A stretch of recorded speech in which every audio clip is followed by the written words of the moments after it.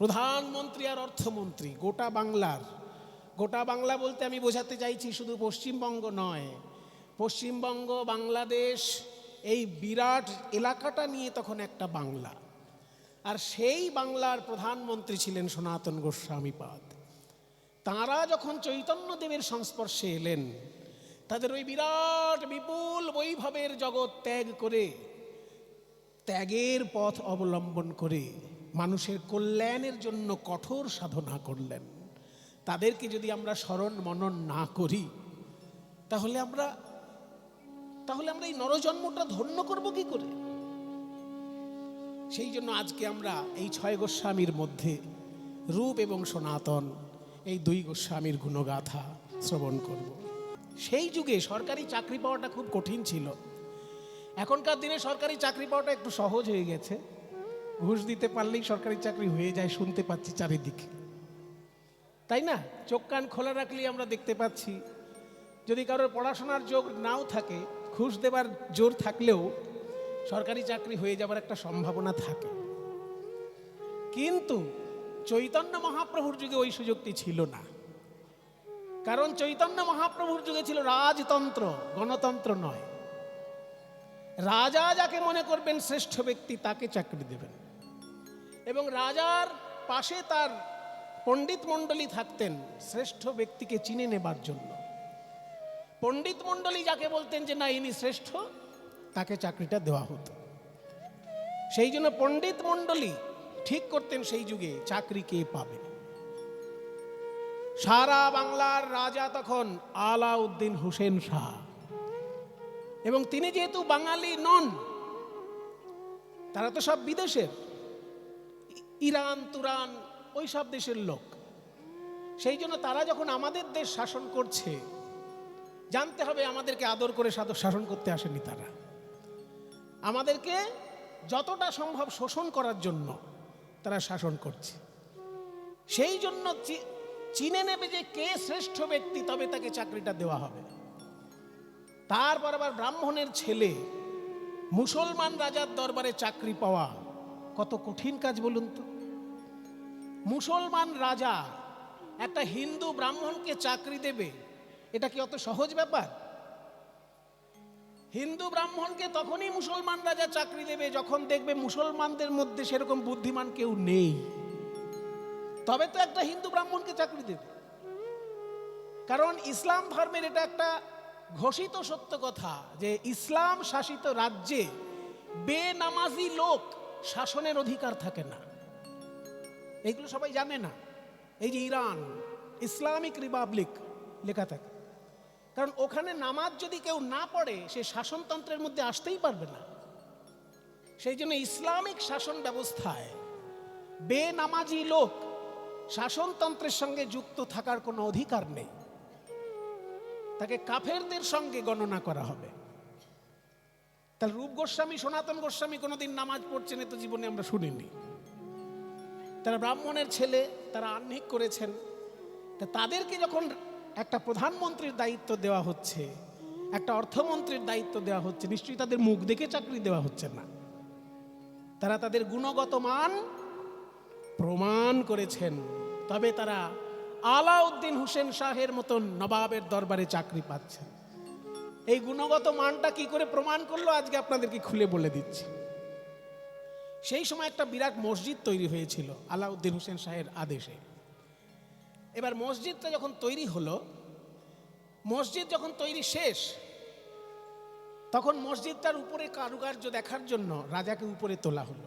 নবাব তিনি দেখছেন যে কারুকার্যটা ঠিকঠাক হয়েছে কিনা।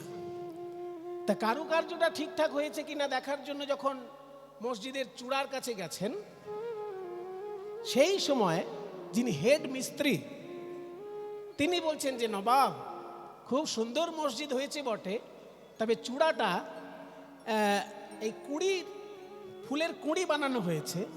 এটা ফুলের কুঁড়ি না হয়ে যদি ফুলটা প্রস্ফুটিত করে করা হতো তাহলে দেখতে বেশি ভালো লাগতো। যেই না বলেছে দেখতে বেশি ভালো লাগতো, অমনি নবাব এক লাথি দিয়ে মিস্ত্রিকে ফেলে দিলেন নিচে। লাথি দেবার আগে বললেন, বেটা যদি এটাকে প্রস্ফুটিত ফুল করলে ভালো লাগতো তো করলি না কেন বেটা? এত খরচা করানোর পর বলছে, যখন বলছে করলে ভালো হতো, এক লাথি দিয়ে সেখান থেকে মিস্ত্রিকে ফেলে দিল। মিস্ত্রি তো পড়ে মরে গেল। আর প্রধানমন্ত্রীকে ডেকে বলল, হুজির শোনো, যাও মুরগা মাধাইপুর গ্রামে চলে যাও। এবার মুরগা মাধাইপুর গ্রামে চলে যাও বলে দিল, কিন্তু কেন যাও সেটা তো বলল না। এবার প্রধানমন্ত্রী যিনি, তিনি মুরগা মাধাইপুর গিয়ে গ্রামে ঘুরঘুর করছেন। নবাব যেতে বলেছে, উনি চলে এসেছেন, কিন্তু কেন এসেছেন জানেন না। মনে করুন কারোর যদি পকেটে পয়সা থাকে, সে কলেজ স্ট্রিটে যাবে, ক্যালকাটা ইউনিভার্সিটি দেখে চলে আসবে। কিন্তু ক্যালকাটা ইউনিভার্সিটি দেখে আসা আর ক্যালকাটা ইউনিভার্সিটি থেকে MA পাশ করে আসা দুটো এক জিনিস কি? যে ক্যালকাটা ইউনিভার্সিটিতে পড়বে, ইংরেজি অনার্স, ইংরেজি MA, সংস্কৃত MA, এগুলো যদি কেউ পাশ করে আসতে চায় কলকাতা বিশ্ববিদ্যালয় থেকে, আর যে একবার কলেজ স্ট্রিটে ঘুরতে গিয়ে দেখে এলো, এই দুটো জিনিস কি এক? কাজেই ইউনিভার্সিটি দেখে আসা আর ইউনিভার্সিটিতে পাশ করে আসা যেমন এক জিনিস নয়, ঠিক তেমনি বৃন্দাবন দর্শন করে আসা আর বৃন্দাবনে প্রবেশ এক জিনিস নয়। বৃন্দাবনে প্রবেশ বলতে কি বোঝায়? না গোপী ভাবে ডুবে গিয়ে রাধা গোবিন্দের সেবা, নিজেকে গোপী চিন্তা করে, নিজেকে বৃন্দাবনের একটি কিশোরী গোপী ভেবে রাধা গোবিন্দের যে সেবা, সেটা হলো বৃন্দাবনে প্রবেশ। তার কৌশলটা কি কেউ জানতো না, মহাপ্রভুর জন্য লোকে জানতে পারলো। মহাপ্রভুর এই রূপ সনাতন এনাদেরকে জানিয়েছেন, আর এনারা গ্রন্থের মধ্যে লিখে রেখেছেন। মধুর বৃন্দা বিপিন মাধুরী, মধুর বৃন্দা বিপিন মাধুরী, মধুর বৃন্দা বিপিন মাধুরী, প্রবেশ চাতুরী আর বড় যুবতী ভাবের ভকতি, বড় যুবতী ভাবের ভকতি, জানার শকতি হইত কার, শকতি হইত কার। বড় যুবতী ভাবের ভকতি, জানার শকতি হইত কার, শকতি হইত কার। রাধারানী সম্পর্কে কেউ জানতো না, বৃন্দাবনের মাধুর্য সম্পর্কে কেউ জানতো না, সব মহাপ্রভু জানালেন। তাই বলি ভাই, গাও গাও পুন গৌরাঙ্গের গুণ, তোমরা গাও গাও পুন গৌরাঙ্গের গুণ, গাও গাও পুন, তোমরা গাও, তোমরা গাও, তোমরা গাও, তোমরা গাও,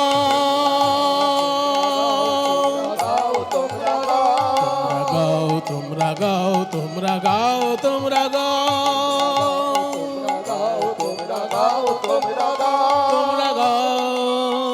তোমরা গাও, তোমরা গাও, তোমরা গাও গাও পুন গৌরাঙ্গের গুণ, গাও গাও পুন, গাও গাও গাও পুন গৌরাঙ্গের গুণ, গাও গাও পুন গৌরাঙ্গের গুণ, গাও গাও পুনঃ, পুনঃ মানে বারবার, বারবার গাও গৌরাঙ্গের গুণ। তবে গৌরাঙ্গ মহাপ্রভুর গুণ গাইতে গেলে একটা শর্ত আছে, সরল করিয়া মন, সরল করিয়া মন। আস্তে, মনের মধ্যে যদি জিলিপির প্যাঁচ থাকে তাহলে গৌরাঙ্গের গুণে গিয়ে কোনো লাভ নেই ভাই। ও শুধু বুলি আওড়ানো হবে। মনে জিলিপির প্যাঁচ আর মুখে গৌরাঙ্গের গুণগাথা, তাহলে ও বুলি আওড়ানো ছাড়া তোমার কিছু হচ্ছে না। কাজেই টিয়া পাখি যেমন রাধা বলে, কৃষ্ণ বলে, কিন্তু মানে বোঝে না। টিয়া পাখি বোঝে কৃষ্ণ মানে কি, কিন্তু আপনি শিখিয়ে দেবেন বলতো টিয়া রাধা, দেখবেন টিয়া পাখি বলছে রাধা, কিন্তু রাধা মানে যে কে সেটা কি টিয়া পাখি জানে? তাই তার বুলিয়া ওড়ানোই সার হচ্ছে। ঠিক তেমনি তোমার মনের মধ্যে যদি জিলিপির প্যাঁচ থাকে আর তুমি গৌরাঙ্গের গুণগাথা গাইছো, তাহলে কিন্তু তোমার ওই টিয়া পাখির মতন অবস্থা হচ্ছে, বুলিয়া ওড়ানোই হচ্ছে। সরল করিয়া মন গাও গাও পুন গৌরাঙ্গের সরল করিয়া ভাবিয়া দেখো এ তিন ভুবনে ভাবিয়া দেখো এমন দয়াল তোমরা ভাবিয়া দেখো এমন দয়া নাহি কোনো এক জন নাহি কোনো এক জন ভাবিয়া দেখো এমন দয়াল নাহি কোনো এক জন নাহি কোনো।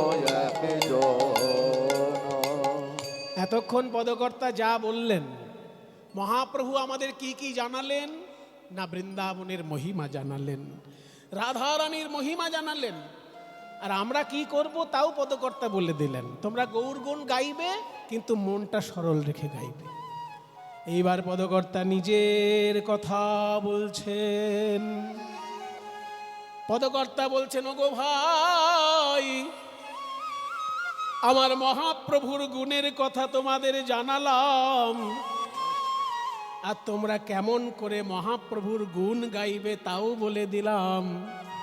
এইবার আমার দুঃখের কথা শোনো। পদকর্তা বাসুদেব ঘোষ একটি মারাত্মক কথা বললেন, যে গৌরাঙ্গ মহাপ্রভুর মহিমা তো বললাম, তোমরা কিভাবে গৌরাঙ্গের গুণগাথা গাইবে তাও বললাম, কিন্তু আমার কথাটা কি জানো? আমার হৃদয়টা এত কঠিন পদার্থ দিয়ে তৈরি যে পাথরের থেকেও কোনো কঠিন পদার্থ দিয়ে আমার হৃদয় তৈরি। তা না হলে কত পাষাণ গলে গেল এই পরিধামে আর নবদ্বীপে, কিন্তু আমার হৃদয় পাষাণ গলল না। মহাপ্রভু যখন সন্ন্যাস গ্রহণ করছেন, সেই সময় রূপ সনাতন সারা বাংলার প্রধানমন্ত্রী আর অর্থমন্ত্রী। রূপ সনাতনরা তিন ভাই, রূপ গোস্বামী, সনাতন গোস্বামী আর অনুপম। মহাপ্রভু তার নাম রেখেছিলেন বল্লভ। তিন ভাই, এই তিন ভাই মহাপণ্ডিত। দুই ভাই তিন ভাই মিলে ভাগবতের চর্চা করছে। বরহা পীড়ম নটবর বাপু, মাথায় রয়েছে ময়ূরের পালক কৃষ্ণচন্দ্রের। আর দেখতে কেমন শ্রীকৃষ্ণকে না? নট বড় বপু। নট মানে অভিনেতা বা নৃত্যশিল্পী, বড় মানে শ্রেষ্ঠ, শ্রেষ্ঠ নৃত্যশিল্পীর মতন তার অঙ্গ ভঙ্গি। কর্ণয় কর্ণিকারম, কানে দুলছে কর্ণিকার ফুল। বিভ্রাত বাসো কনক কপিশম, এত সুন্দর কাপড় পরে আছে যেন মনে হচ্ছে সোনার কাপড়। বৈজয়ন্তীঞ্চ মালাম, যে মালা পরে আছেন তাতে 5 রঙের ফুল আছে। রন্ধ্রান বেণু রতন সুধয়া পুরয়ান, বাঁশির ছিদ্রগুলিকে অধর সুধা দিয়ে পূর্ণ করে চলেছেন। দাদা দাদা বল ভাই, দেখো কি সুন্দর ভাগবতের ভাষা। আমরা হলে বলতাম কি, বাঁশির ছিদ্রতে ফুঁক দিলেন গোবিন্দ। কিন্তু ভাগবত কি বলছে? বাঁশির ছিদ্রগুলিকে অধর সুধা দিয়ে পূর্ণ করে দিচ্ছে। এই তো ভাগবতের মাধুর্য। আমরা হলে বলতাম বাঁশির ফুটোতে কৃষ্ণ ফু দিচ্ছে, কিন্তু ভাগবত বলছে বাঁশির ছিদ্রতে গোবিন্দ আমার অধরের সুধা দিয়ে পূর্ণ করে দিচ্ছেন। এর তত্ত্বটা কি? তত্ত্ব হলো যে যদি কারোর জীবনটা ভগবানের চরণে সঁপে দেয়, তার জীবনে যদি ছিদ্র থাকে, ত্রুটিপূর্ণ জীবন যদি থাকে, গোবিন্দকে সঁপে দিলে তিনি অধরের সুধা দিয়ে পূর্ণ করে দেবেন, অমৃত দিয়ে পূর্ণ করে দেবেন আপনার ত্রুটিপূর্ণ জীবনটাকে। এইরকম যখন ভাগবতের শ্লোক বিশ্লেষণ করছে, দেখছে প্রধানমন্ত্রী সামনে দিয়ে যাতায়াত করছে। ও মন্ত্রী মশাই, আসসালামু আলাইকুম। হ্যাঁ, ওয়ালাইকুম সালাম। আপনি এরকম রাস্তার সামনে দিয়ে যাতায়াত করছেন কেন? পণ্ডিত, ও অং বং চং শ্লোক পাঠ করছো, ওইসবই করো, তোমাদের অত জানার দরকার নেই আমি কেন রাস্তা দিয়ে ঘুরঘুর করছি। বলে না না, বলুন না পণ্ডিত মশাই, বলুন না মন্ত্রী মশাই, আপনি আমাদের দেশের প্রধানমন্ত্রী, আপনার চিন্তা হলে তো আমাদের খারাপ লাগে। আমরা দেখছি বারান্দার সামনে দিয়ে আপনি বারবার যাতায়াত করছেন, কেন? প্রধানমন্ত্রী বললেন, শোনো পণ্ডিত, শোনো পণ্ডিত, বিরাট এক মসজিদ তৈরি হচ্ছে আলাউদ্দিন হোসেন শাহের আদেশে। তো সেই মসজিদে একটা চূড়াটায় কুঁড়ি তৈরি করা হয়েছে। তো নবাব যখন দেখতে গেলেন, তাকে হঠাৎ মিস্ত্রি বলে ফেললো যে কুঁড়ি না হয়ে এটা ফুল হলে খুব ভালো হতো। তখন নবাব তাকে ধাক্কা দিয়ে ফেলে দিয়ে বললেন, বেটা ভালো যদি হতো তো করলি না কেন? এবার সেই মিস্ত্রি তো মারা গেছে ওনার লাথিকে, কিন্তু আমার হয়েছে জ্বালাতন। আমাকে উনি পাঠিয়ে বললেন যে মোরগা মাধাইপুরে গ্রামে চলে যাও। তা গ্রামে চলে যাও, কিন্তু কেন চলে যাও সেটা আর আমাকে বলেননি। কেন যে যাব সেটা আর আমাকে বলেননি। ও মন্ত্রী মশাই, তাহলে নবাব আপনাকে পাঠিয়েছে মোরগা মাধাইপুর গ্রামে, কিন্তু কেন পাঠিয়েছে সেটা বলেননি, তাই তো? হ্যাঁ হ্যাঁ, ওই জন্যই তো আমার মাথা এখন চিন্তায় ফেটে যাচ্ছে যে এরপর গিয়ে আমি যদি দেখা করি, নবাব আমাকে কি বলবে কে জানে। কেন আসতে বলেছেন সেটা বলেননি, এই গ্রামে আসতে বলেছেন। তখন সনাতন বলছেন, শুনুন, নবাব যখন আপনাকে এই গ্রামে পাঠিয়েছে, আপনি এক কাজ করুন, এই গ্রামের সব থেকে বড় রাজমিস্ত্রি যিনি, তাকে সঙ্গে নিয়ে যান। হ্যাঁ হ্যাঁ, রাজমিস্ত্রিকে ধাক্কা দিয়ে ফেলে দিয়েছেন।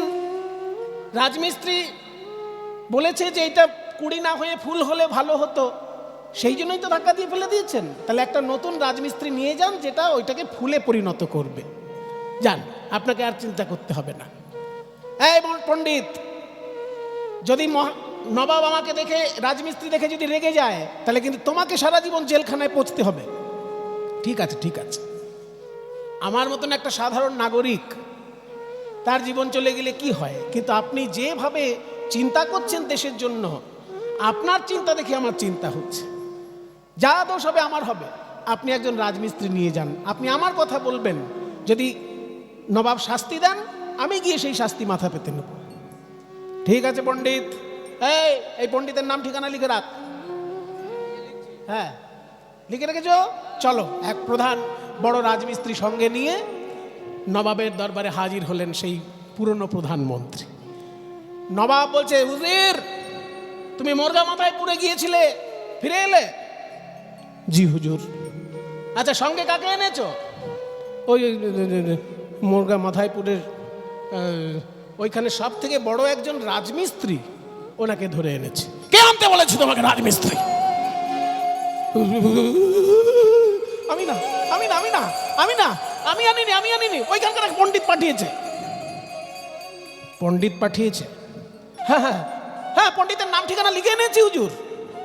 ঠিক আছে, ওই পণ্ডিতকে সসম্মানে হাতির পিঠে চাপিয়ে আমার কাছে নিয়ে এসো। এই হচ্ছে চাকরি পাওয়ার ইতিহাস রূপ সনাতনের। ওই পণ্ডিতকে হাতির পিঠে চাপিয়ে আমার রাজদরবারে নিয়ে এসো, কারণ তুমি আমার প্রধানমন্ত্রী। আমি তোমাকে বললাম মোরগা মাধাইপুর চলে যাও, কিন্তু কেন যাও সেটা আমি মুখে বলিনি, আর তুমি ওই গ্রামে গিয়ে ঘুরঘুর করছো। অথচ ওই গ্রামে এমন বুদ্ধিমান পণ্ডিত আছে, যিনি আমার মনের কথা বুঝতে পেরে তোমাকে বলেছেন রাজমিস্ত্রি সঙ্গে নিয়ে যান। কাজেই আমার মুখের কথা না জেনে আমার মনের কথা যে বুঝতে পারবে, সেই তো আমার প্রধানমন্ত্রী হবার উপযুক্ত মানুষ। সে হিন্দু না ব্রাহ্মণ না মুসলমান আমি দেখব না। আমার দেশের কল্যাণের জন্য আমার মনের কথা যে না বলতেই বুঝে যায়, সেই হবে আমার প্রধানমন্ত্রী। তাই সেদিন থেকে সনাতন গোস্বামী হলেন সারা বাংলার প্রধানমন্ত্রী।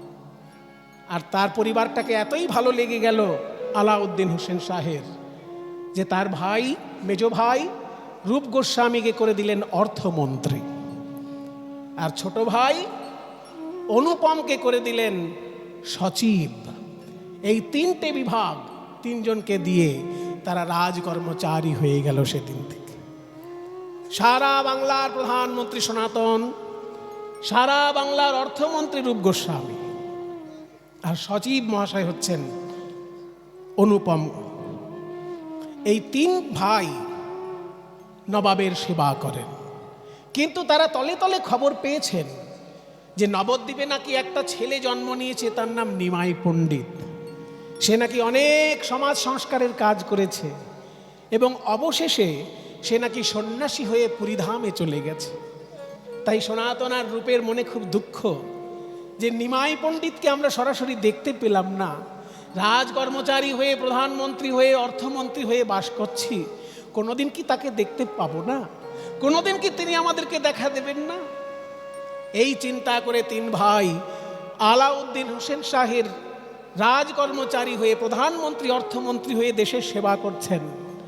আর মহাপ্রভু সন্ন্যাস নিয়ে যখন দ্বিতীয়বার এলেন বাংলায়, সেই সময় তিনি বৃন্দাবন যাবার ইচ্ছা প্রকাশ করলেন। আর এই বৃন্দাবন যাবার সময় তিনি নবদ্বীপ থেকে সোজা একদম ঝাড়খণ্ড হয়ে বৃন্দাবন যাবেন ভেবেছিলেন, মানে মালদা হয়ে ওই দিক থেকে বিহারের উপর দিয়ে বৃন্দাবন যাবেন ভেবেছিলেন। তা মালদা হয়ে যখন বৃন্দাবন যাবেন ভেবেছেন, সেই সময় মালদায় মহাপ্রভু রূপ সনাতনকে দেখা দিয়েছিলেন। এখনকার দিনে যেটা মালদা, তখনকার দিনে বলা হতো গৌড়, গয়ৌকার ডয় শূন্যর গৌড়। আর এই গৌড়ই ছিল তখনকার দিনের রাজধানী। বর্তমানে যেমন বাংলার দুটো রাজধানী, একটা হচ্ছে কলকাতা আর একটা হচ্ছে ঢাকা। তখনকার দিনে গোটা বাংলার রাজধানী একটাই ছিল, সেটা হচ্ছে গৌড়, যাকে আমরা মালদা বলে জানি। সেই গৌড়ে তখন রাজবাড়ি এবং প্রধানমন্ত্রী সনাতন, অর্থমন্ত্রী রূপ গোস্বামী, মহাপ্রভু চলেছেন সেই গৌড় হয়ে বৃন্দাবন যাবেন বলে। কৃষ্ণ কেশব কৃষ্ণ কেশব কৃষ্ণ কেশব পাহি মাম, রাম রাঘব রাম রাঘব রাম রাঘব রক্ষ মাম। কৃষ্ণ কেশব কৃষ্ণ কেশব কৃষ্ণ কেশব পাহি মাম, রাম রাঘব রাম রাঘব রাম রাঘব রক্ষ মাম। কৃষ্ণ কেশব কৃষ্ণ কেশব কৃষ্ণ কেশব পাহি মাম, কেশব কৃষ্ণ কেশব কৃষ্ণ কেশব পাহি মাম, রাম রাঘব রাম রাঘব রাম রাঘব রক্ষ মাম। কেশব কৃষ্ণ কেশব কৃষ্ণ কেশব পাহি মাম, রাম রাঘব রাম রাঘব রাম রাঘব রক্ষ মাম। রাম রাঘব রক্ষ মাম, রাম রাঘব রক্ষ মাম। কৃষ্ণ কেশব পাহি মাম, রাম রাঘব রক্ষ মাম।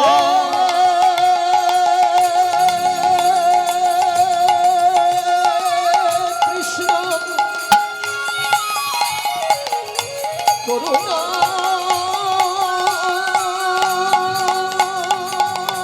সিন্ধু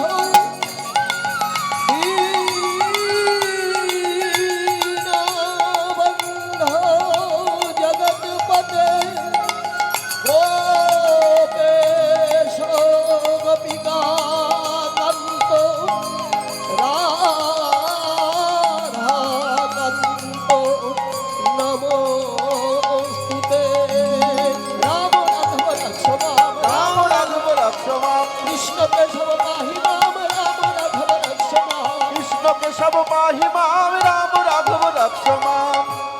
সনাতন জি হুজুর, শুনছি বাংলার এক সন্ন্যাসী পুরীতে বাস করে। কি যেন তার আগে নাম ছিল নিমাই পণ্ডিত নাকি, এখন নাকি নাম হয়েছে কি এক চৈতন্য। সে আমাদের মালদায় আসবে শুনেছি। মালদায় এসে যাতে কোনো হুজ্জতি না করে, জটলা যেন না পাকায়, সেই দায়িত্ব তোমাকে দিলাম। তুমি ভালো করে দেখবে কোনো সাধু এসে এইখানে যেন জটলা না পাকায়। সনাতন গোস্বামী বললেন, হুজুর জটলা পাকাতে আমি দেব না, আপনার মান মর্যাদা যাতে বজায় থাকে সে দায়িত্ব আমার। তবে শুনেছি ওই সন্ন্যাসী নাকি খুব প্রভাবশালী, প্রতাপশালী। দেখি আগে আসুক তো। মহাপ্রভু যখন মালদা এলেন, রামকেলি গ্রামে আইলা শ্রী গৌরাঙ্গ রায়, রামকেলি গ্রামে আইলা শ্রী গৌরাঙ্গ রায়। বলিস ভক্তগণ সবে মিলে হরি গুণ গায়, ভক্তগণ সবে মিলে হরি গুণ গান। আনন্দ ধরে না মহাপ্রভুর পানে চেয়ে, আনন্দ ধরে না মহাপ্রভুর পানে চেয়ে, সবাই হরি হরি বলে। ওই সবাই হরি হরি বলে, ওই সবাই হরি হরি বলে। হরি হরি বলে আনন্দ ধরে না ভক্তগণ সবে মিলে হরি গুণ গায়। আজ ভক্তগণ সবে মিলে হরি গুণ গায়। মহাপ্রভু রামকেলি গ্রামে এসেছেন, সেই শুনে সকলে একেবারে আনন্দে উৎফুল্লিত। এত জোরে আওয়াজ হচ্ছে যে রাজবাড়ি থেকে শোনা যাচ্ছে। তখন আলাউদ্দিন হোসেন শাহ বারান্দায় এসে দেখছেন বেশ কিছুটা দূরে একটা গ্রামে হাজার হাজার লোক জড়ো হয়েছে। সনাতনকে ডেকে বললেন, মন্ত্রী, প্রধানমন্ত্রী। জি হুজুর। ওই দেখো এখানে জটলা হচ্ছে। হুজুর, ওটা জটলা নয়, ওনারা শুধু ওনাকে দেখতে এসেছেন, ওনাকে দেখার জন্য লোকে পাগল। হ্যাঁ, দেখার জন্য পাগল। আচ্ছা, ওই যে হাজার হাজার লোক দেখছি ওখানে এসেছে ওনাকে দেখার জন্য, ওদের খাওয়া দাওয়ার ব্যবস্থা কি করছে? খাওয়া দাওয়ার ব্যবস্থা কি করছে কেউ জানে না। খাওয়া দাওয়ার ব্যবস্থা করছে কেউ জানে না। হাজার হাজার লোক জড়ো হয়ে গেল। কি আছে কি ওই লোকটার মধ্যে? এই যে তোমরা আমার চাকরি করছো, আমি যদি 1 মাস তোমাদের মাইনে না দিই, অমনি তোমরা সবাই আমার বিরুদ্ধে আন্দোলন শুরু করে দেবে। কিন্তু ওই যে ওই লোকটার পেছনে হাজার হাজার লোক জড়ো হয়েছে, খাওয়ার ঠিক নেই, থাকার ঠিক নেই, লোকে শুধু মুখের দিকে তাকিয়ে পড়ে আছে। কি আছে কি ওই লোকটার মধ্যে? সনাতন বলছে, সেটা আমি বলতে পারবো না ওনার মধ্যে কি আছে, তবে আমি শুনেছি ওনাকে দেখার জন্য দূর দূর থেকে হাজার হাজার লোক এসে খাওয়া দাওয়ার তোয়াক্কা না করে ওনার মুখের দিকে শুধু তাকিয়ে বসে থাকে। তাই নাকি? তা কিছু তো একটা তাহলে অলৌকিক ব্যাপার আছেই ওনার মধ্যে। শোনো, ওই সাধুর সম্পর্কে আমি যা শুনেছি আমার মনে হচ্ছে উনি খারাপ লোক নন। কাজে উনি যে কটা দিন মনে করেন এইখানে থেকে ওনার বক্তব্য রেখে উনি যেখানে খুশি যেতে পারেন, ওনাকে কেউ বাধা দিও না। সনাতন মানে আলাউদ্দিন হোসেন শাহ দূর থেকে দেখেছিলেন চৈতন্যদেবকে। যেহেতু চৈতন্যদেব কোনো রাজার বাড়ি যেতেন না, সেই জন্য আলাউদ্দিন হোসেন শাহ ডাকলেও হয়তো উনি যেতেন না। আলাউদ্দিন হোসেন শাহ বারান্দা থেকে দূরে দেখেছিলেন হাজার হাজার লোকের মধ্যে এক সন্ন্যাসী বসে আছে। কাজে ওইটুকুই যা তার দর্শন হয়েছে। এবার যখন সব লোক ভিড় কমে গেল, রাতের অন্ধকার, সন্ধ্যাবেলায় সনাতন গোস্বামী একটা ধুতি পরে আর একটা চাদর গায়ে দিয়ে, সঙ্গে রূপ গোস্বামী একটা ধুতি আর একটা চাদর, অনুপম ও সাধারণ মানুষের বেশে মন্ত্রী পোশাক ত্যাগ করে মহাপ্রভুর কাছে এসেছেন। ওগো গৌর হরি, এসো এসো সনাতন, শুনেছি তুমি নাকি এই বাংলার প্রধানমন্ত্রী।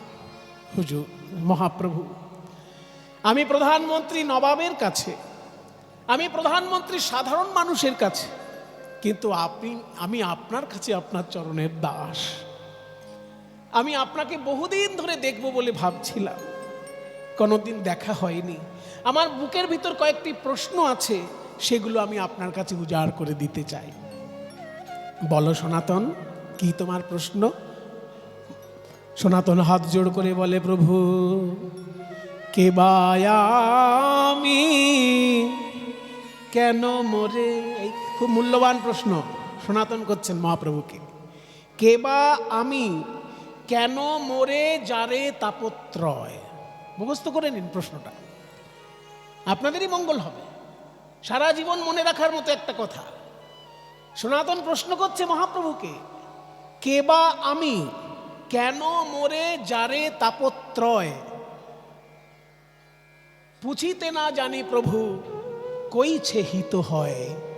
ইহা নাহি জানি প্রভু, কইছে হিত হয়। কিসে আমার মঙ্গল হবে আমি জানি না, আর আমার স্বরূপটা কি আমি জানি না।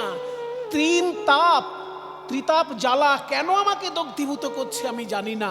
এইগুলোর তুমি উত্তর দাও। কে বা আমি, কেন মরে যারে তাপত্রয়? কে বা আমি, কেন মরে যারে তাপত্রয়? ইহা নাহি জানি প্রভু, কইছে হিত হয়। ইহা নাহি জানি প্রভু, কইছে হিত হয়। আপনার ভালো মন্দ বুঝিতে না জানি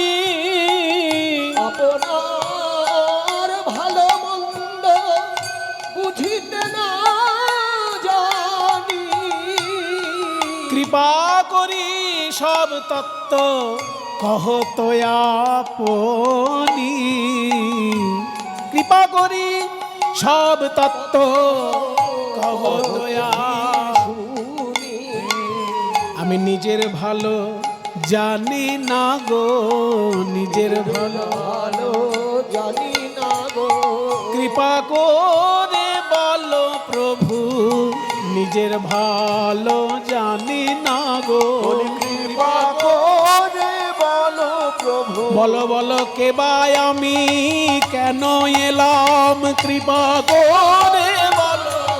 বলি কে বায়া আমি কেন এলাম, কৃপা করে বলো, আমি নিজের ভালো জানি না গো। তোমার প্রশ্নের উত্তর দিচ্ছি আমি। এই যে তুমি বললে না আমিটা কে, এটা অত্যন্ত মূল্যবান প্রশ্ন। সুমন ভট্টাচার্য নামটা সুমন ভট্টাচার্য নয়, সুমন ভট্টাচার্যের শরীরটা সুমন ভট্টাচার্য নয়। এই নাম আর দেহ এর আড়ালে যিনি খেলা করছেন তিনি হচ্ছেন আসল সুমন ভট্টাচার্য। তাকে বলে আত্মা, ব্রহ্মজ্ঞানীরা তাকে বলে আত্মা, আরো নির্দিষ্ট করে বললে জীবাত্মা। কিন্তু ভক্তগণ জীবাত্মা টিবাত্মা বলেন না, ভক্তগণ বলেন সেই আসল স্বরূপটার নাম হলো কৃষ্ণদাস। কৃষ্ণদাস মানে কোনো মানুষের শরীর নয়, কৃষ্ণদাস মানে আত্মাটার স্বরূপ। কৃষ্ণের দাস হচ্ছে সচ্চিদানন্দ বিন্দু স্বরূপ। কৃষ্ণ যদি সচ্চিদানন্দের সাগর হন, তার এক বিন্দু আমার দেহের মধ্যে খেলা করছে, সেই বিন্দুটার নাম আত্মা কিংবা কৃষ্ণদাস স্বরূপ। এবার যখনই আমি ভুলে যাই আমি কৃষ্ণের দাস, অমনি মায়া আমাকে শাস্তি দেন, সেই জন্য আমরা কষ্ট পাই। ওই যে তুমি জিজ্ঞাসা করলে না কেন মরে তারে যারে তাপত্রয়। তাপত্রয় মানে কি? তিনটে তাপ, তিন রকমের কষ্ট। ও মায়েরা, এই যত কষ্ট আমরা সারা জীবন পাচ্ছি না, এই সব কষ্টকে দেখবেন তিন ভাগে ভাগ করা যায়। তিন ভাগে ভাগ করা যায় সব কষ্টকে। যত রকমের দুঃখ কষ্ট আমরা পাচ্ছি প্রধান ভাগ হচ্ছে তিনটি: আধি দৈবিক, আধি ভৌতিক এবং আধি আত্মিক। আধি দৈবিক কষ্ট কোনটা? এই যে হঠাৎ বজ্রাঘাত হলো, কোথাও বন্যায় গ্রাম ভেসে গেল, কিংবা খরায় কোনো চাষই হলো না, এই যে দৈব দুর্বিপাক জনিত যে কষ্টগুলো, সেগুলোকে বলে আধি দৈবিক। আর আধি ভৌতিক কোনগুলো? যেগুলো জীবের জন্য আমাদের কষ্ট। মনে করুন কাউকে কুকুরে কামড়ালো, তার জলাতঙ্ক হয়ে গেল। কুকুরে কামড়ালো কাউকে, পাগলা কুকুর যদি কামড়ে দেয় জলাতঙ্ক হয়ে যায়। কাউকে সর্পদংশন করলো, সাপের বিষে তার মৃত্যু হলো। এই যে জীবজন্তুর জন্য যে কষ্ট, এটাকে বলে আধি ভৌতিক। আর প্রত্যেকটি মানুষের যে ব্যক্তিগত কষ্ট, আমার যেটা ব্যক্তিগত কষ্ট সেটা আপনার সঙ্গে এক নাও হতে পারে, আবার হতেও পারে। এই ব্যক্তিগত কষ্ট যেগুলো, এগুলোকে বলে আধি আত্মিক। এই তিন রকমের কষ্ট মানুষ পায়। কেন পায় না? সে ভুলে আছে সে কৃষ্ণের দাস, তাই মায়া তাকে এই কষ্ট দেয়। একটা উদাহরণ দিয়ে বলা যায়। মনে করুন একজন চাকর কে তার বাবু বললেন, রাম বাবু, আমি এই 3 দিনের জন্য দার্জিলিং যাচ্ছি। ঠিক আছে বাবু, সব দেখে শুনে রাখিস, আমি কিন্তু চললাম দার্জিলিং, 3 দিন পরে আসছি। ঠিক আছে বাবু, ঠিক আছে। এবার বাবু চলে গেলেন 3 দিনের জন্য দার্জিলিং। রামু এবার দেখছে এই বাড়ির মালিক তো আমি। বুঝতে পেরেছেন তো রামুর এবার কি অবস্থা? আগে এসিটা চালাই বাবা। হ্যাঁ, বাবু সারাক্ষণ এসি ঘরে থাকে, আমাদের গরমের মধ্যে রেখে দেয়, আগে এসিটা চালাই। তো বাবুর এসি চালিয়ে দিয়েছে, টিভিটা ছাড়িয়ে বারে। বাবুর টিভি দেখছে। এবার বাবুর ফ্রিজের মধ্যে দামি শরবত রাখা আছে, সেই ফ্রিজ থেকে বার করে বাবুর যে শরবতটা প্রিয় সেইটা খাচ্ছে। বাবু কত দামি শরবত খায়। আমি অন্য কিছু তো বলতে পারি না কীর্তনের আসলে, সেটা আমি আর বললাম না। হ্যাঁ, এই বলে সেই বাবুর সমস্ত জিনিস যখন সে ভোগ করছে, পুরোপুরি ঠিক বাবু লাগছে না, বাবুর পোশাকটা একটু পরি, এই বলে আলমারি খুলে নিয়ে বাবুর স্যুট, বাবুর বুট, বাবুর কোট, বাবুর টাই সব কিছু পরে একদম বাবুর বিছানায়। বেটা বুঝতে পারেনি খাটের তলায় ছিল বাবুর অ্যালসেসিয়ান কুকুর। সে খাটের তলা থেকে আস্তে আস্তে বেরিয়ে শুকছে, দেখছে কোটটার রংটা তো বাবুর মতো, কিন্তু কোটের ভেতর থেকে যে গন্ধটা আসছে সেই গন্ধটা তো বাবুর নয়। যখনই এই অ্যালসেসিয়ান কুকুরটা পোশাক আশাক শুকে নিয়ে বুঝলে পোশাকগুলো সব বাবুর, কিন্তু যিনি ভিতরে আছেন তিনি বাবু নন, এই বুঝতে পেরে কুকুর শ্যাক করে একদম গলাটি চেপে ধরেছে, একদম রামুর টুটি চেপে ধরেছে। ছাড় ছাড় ছাড় ছাড় বললে ও আর ছাড়বে? এই হচ্ছে আমাদের সকলের অবস্থা।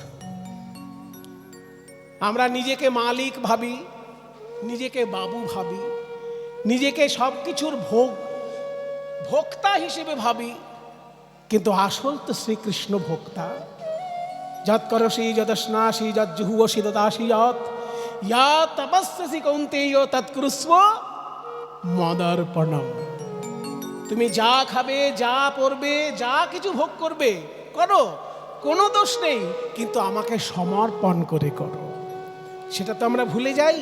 আমরা ভাবি সমস্ত কিছুর মালিক আমি, আসলে ভাবতে হয় সমস্ত কিছুর মালিক তিনি, কৃপা করে তিনি আমাকে তার সংসারে ঠাঁই দিয়েছেন, আমি তার সেবা করার জন্য এসেছি। এইটা আমরা ভুলে যাই বলেই ওই যে অ্যালসেসিয়ান কুকুর, তে কারণে মায়া পিশাচি তার গলায় বাঁধিলা। যেমন বাবু যদি, চাকর যদি বাবুর পোশাক পরে বাবুর বিছানায় ঘুমায়, সবাই ভুলে গেলে ওই অ্যালসেসিয়ান কুকুর ভুলবে না, সে যেমন তাকে শাস্তি দেবে, ঠিক তেমনি কৃষ্ণকে ভুলে আমরা যখন নিজেরা মালিক সাজতে যাই তখন মায়া আমাদেরকে শাস্তি দেয়। কিভাবে? কখনো স্বর্গে তুলে দিচ্ছে, আবার কখনো নরকে ডুবাচ্ছে। কভু স্বর্গে উঠায়, কভু নরকে ডুবায়, দণ্ডীয় জনে রাজা যেমন নদীতে চুবায়। কাউকে শাস্তি দেবার জন্য রাজা যেমন তার চুলের মুঠি ধরে একবার জলের মধ্যে চুবায়, যেই ছটপট ছটপট করে আবার উপরে তোলে, ঠিক তেমনি মায়া আমাদের চুলের মুঠি ধরে এই সংসার রূপী সাগরে ডুবাচ্ছে, যেই ছটপট ছটপট করছে আবার স্বর্গে তুলে দিচ্ছে, আবার ডুবাচ্ছে, ছটপট ছটপট করছে আবার স্বর্গে তুলে দিচ্ছে। মায়া এইরকম ভাবে আমাদের সঙ্গে খেলা করছে। তখন সনাতন বলছেন, সনাতন কহে প্রভু শান্তি পাব কবে।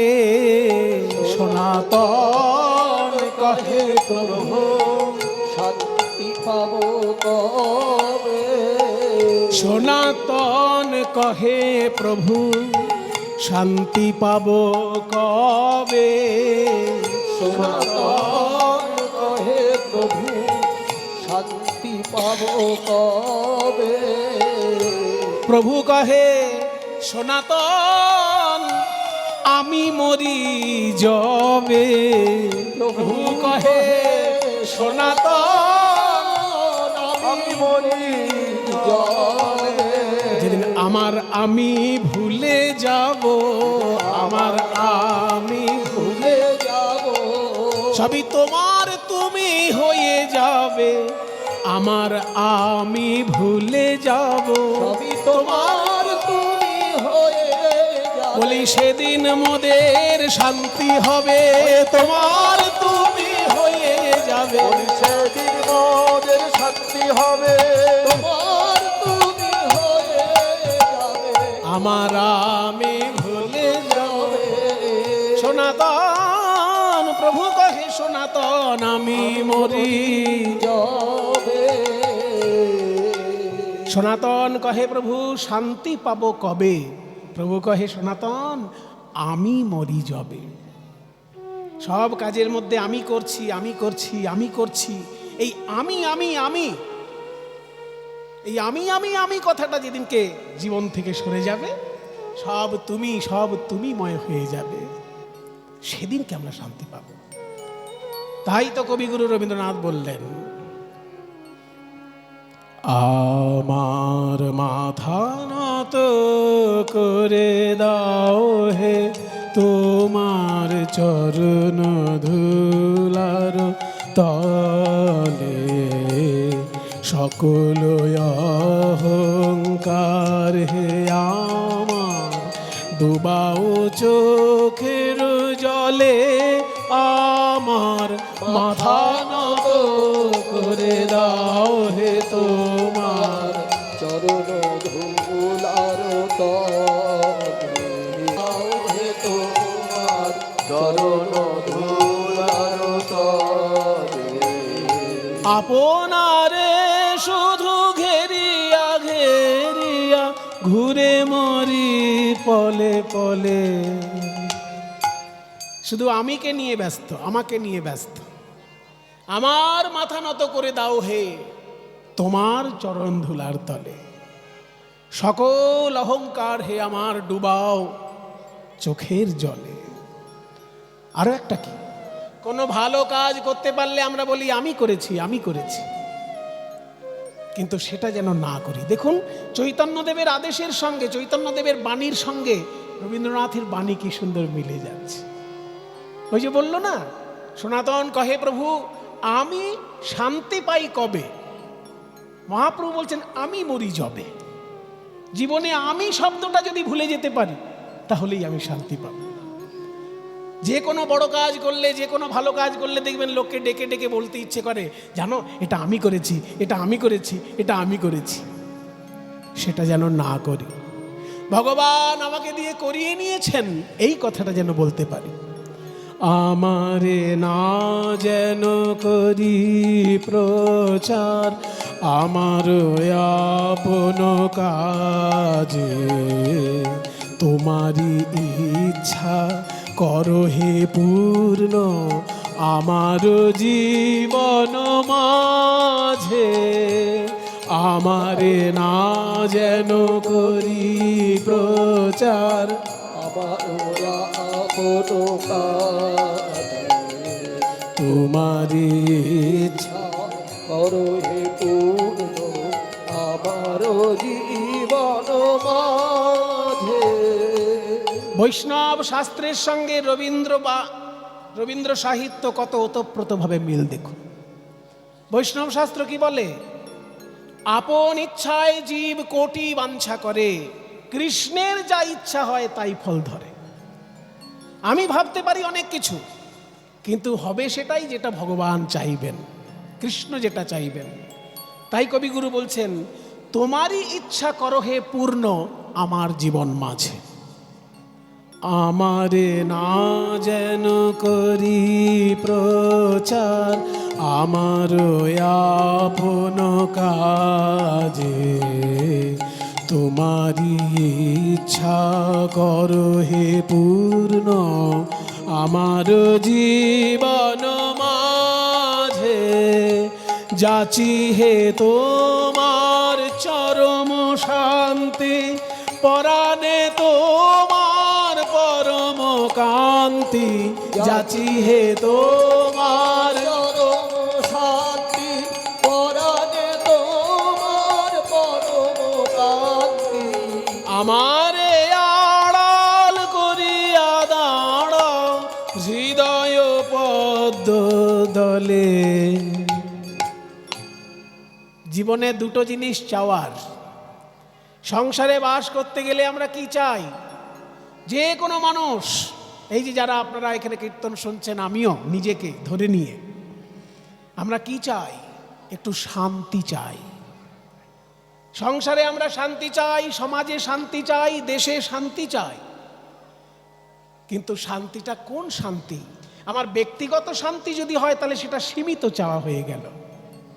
চরম শান্তি যদি না পাই তাহলে সাধারণ শান্তি নিয়ে কি করব? ওই জন্য কবিগুরু বলছেন, যাচি হে তোমার চরম শান্তি। যে শান্তি পেলে মানুষের আর কিছু পাবার বাকি থাকে না, সেটা হচ্ছে ব্রহ্মজ্ঞানের শান্তি। সেই চরম শান্তি যেন আমার জীবনে নেমে আসে। যে শান্তি পেলে আর কিচ্ছু চাওয়া পাওয়ার বাকি থাকে না। যাচি হে তোমার চরম শান্তি, আর পরাণে তোমার পরম কান্তি।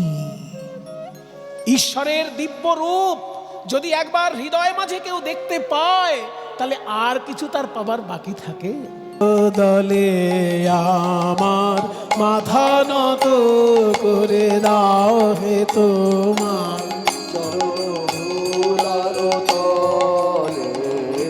সকল অহংকার হে আমার ডুবাও চোখের জলে, আমার মাথা নত করে দাও হে তোমার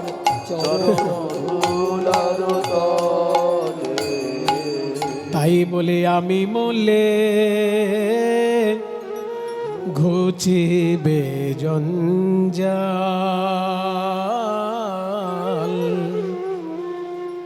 প্রভু কহে, সনাতন আমি মরি যবে।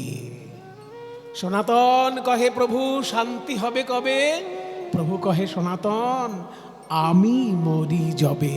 জীবন থেকে যেদিন আমি ঘুচে যাবে, সেদিনই জীবনে শান্তি পাবে। আহা, এ তোমার কি বাণী শোনালে প্রভু! তোমার এই বাণী শুনে মনে হচ্ছে তোমার সেবা করি সারা জীবন। ওই রাজ কর্মচারী হয়ে আর থাকতে ইচ্ছে হচ্ছে না প্রভু। হবে হবে, সব হবে।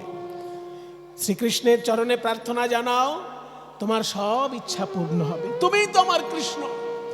অমন কথা বলতে নেই সনাতন। শুনেছি তুমি নাকি খুব সুন্দর গান লিখতে পারো। কই গান শোনাও দেখি। আমি না, আমার ভাই লেখে। ও আমার নাম দিয়ে দিয়ে লেখে। তাই নাকি? কই দেখি একটা শোনাও। তোমরা দুই ভাই তাহলে মিলেমিশেই গান লেখো। এ বলছো আমি লিখি, ও বলছো আমি লিখি। তো যাই হোক, দুজনেই মিলে লেখো যখন, আমাকে একটা গান শোনাও। এমন গান কিছু লেখা আছে যে গানগুলোর পদকর্তা হিসেবে নাম পাওয়া যায় সনাতনের, কিন্তু লেখক রূপ গোস্বামী। রূপ গোস্বামী গানগুলো লিখে সনাতনের নাম দিয়ে সম্পূর্ণ করেছেন। কেন? মর্যাদা। নিজের নাম লিখলে যদি অহংকার হয়ে যায়, ওই জন্য সনাতনের নাম লিখেছেন। কিন্তু নাম না লিখলে আবার রীতিবিরুদ্ধ কাজ হয়ে যায়। তখনকার দিনে কবিতা লিখলে নিজের নাম লিখতে হতো, সেটা রীতি ছিল। সেই জন্য গানের শেষে নাম লিখেছেন বটে, কিন্তু নিজের নাম লিখেননি, সনাতনের নাম লিখেছেন। সেই রকম একটি পদ শোনাচ্ছেন। বিকাল বেলায় যখন প্রাণ গোবিন্দ ঘরে ফিরছেন, রাধারানীকে সখীগণ বলছেন, ওরে রাধে, সারাদিন তো সংসারের কাজ করছিস, এবার একটু ক্ষমা দে, একটু ক্ষান্ত হ। গোবিন্দ নাচতে নাচতে চলে যাচ্ছে, তুই তো পরে আর দেখতে পাবি না, শেষকালে কৃষ্ণ কৃষ্ণ বলে কাঁদবি। আয় আমাদের কাছে আয়। ওই দেখ গোবিন্দ কি সুন্দর নেচে নেচে বাড়ি ফিরছে, দেখ। ও সুন্দরী সুন্দরী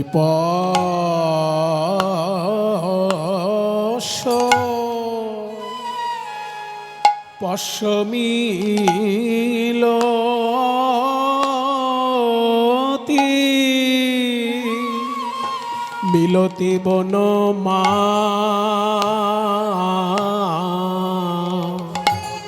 বনমালী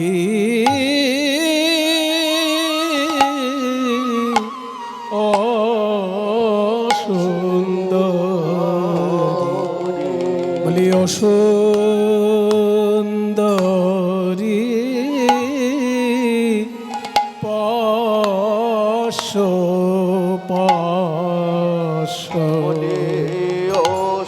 পশ্য মানে দেখো, পশ্য মানে দেখো দেখো,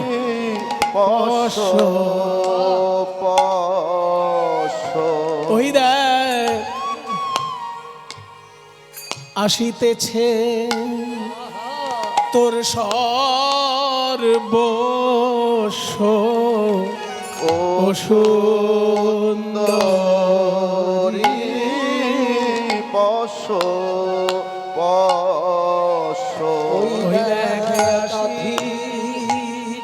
আসিতেছে তোর সর্বস্ব, যার লাগি কাঁদে সারা বিশ্ব, আসিতেছে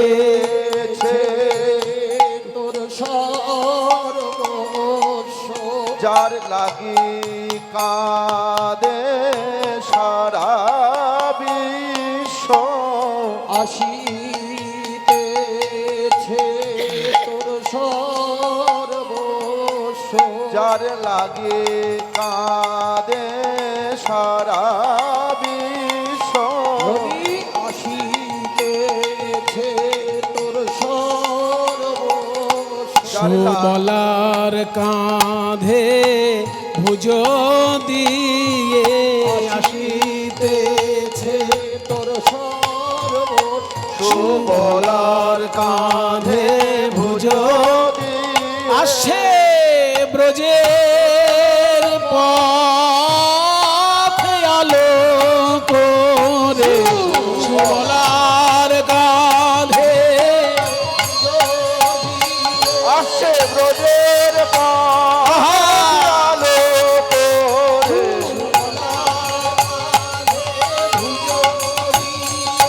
ব্রজের পথ আলো করে সুবলার কাঁধে ভুজ দিয়ে ওই ব্রজের পথ আলো করে বলে ও সুন্দরী পশ্য পশ্য পশ্য মানে দেখো, মিলতি বনমালী, মিলতি মানে আসছে, বনমালী মানে বনমালা গলায় দিয়ে কৃষ্ণ আসছে। তাকে দেখতে কেমন লাগছে? দিবসে পরিণতি মুপগচ্ছতি সতী পরিণতি সতী নব নব বিভ্রমশালী নব নব বিভ্রমশালী দিবসে পরিণতিম উপগচ্ছতি মানে দিন যখন শেষ হয়ে আসে, দিবসে পরিণতিম উপগচ্ছতি মানে দিন যখন শেষ হয়ে আসে তখন নব নব বিভ্রমশালী। যখন সারাদিন ধরে কেউ কাজ করে বাবা, বিকেলবেলায় তাকে দেখতে কি খুব ভালো লাগে? মনে করুন যে অফিসার বাবু সকালবেলায় অফিসে গেছেন, বিকেলবেলায় যখন আসছেন শ্রান্ত দান্ত ক্লান্ত পরিশ্রান্ত। কোনো চাষি ভাই সকালবেলা চাষ করতে গেছেন, বিকেলে যখন বাড়ি আসছেন তার মুখের দিকে তাকানো যায়? এতটা খারাপ লাগে দেখতে। কিন্তু শ্রীকৃষ্ণ যখন সারাদিন গরু চড়িয়ে বাড়িতে ফিরছে, দেখে মনে হচ্ছে যেন উৎফুল্লিত বদনে এখনই নাচ শুরু করবে। অর্থাৎ সারাদিনের ক্লান্তি যেন কিছুই বলে মনে হচ্ছে না তার কাছে। দিবসে পরিণতিম উপগচ্ছতি সতী মানে দিন শেষ হয়ে গেলে সবার মুখে ক্লান্তি আসে সারাদিন গরু চড়ালে, কিন্তু শ্রীকৃষ্ণের মুখে ক্লান্তির কিছু ছাপই দেখছি না। আরো নব নব বিভ্রমশালী, যেন নতুন নতুন করে আমাদের ধাঁধায় ফেলছে। এত সুন্দর রূপ তার। ওই দেখ, ধেনু ক্ষুরধৃত রেণু পরিপ্লুত ফুল্ল সররুহ দামা। মাইকটা কি করছে তুমি? ফুল্ল সররুহ দামা ফুল্ল সররুহ দামা। আরে অচির বিকশয় লসদিন দিবর চির বিকশয় লসনিন্দি বড় মণ্ডল সুন্দর ধামা।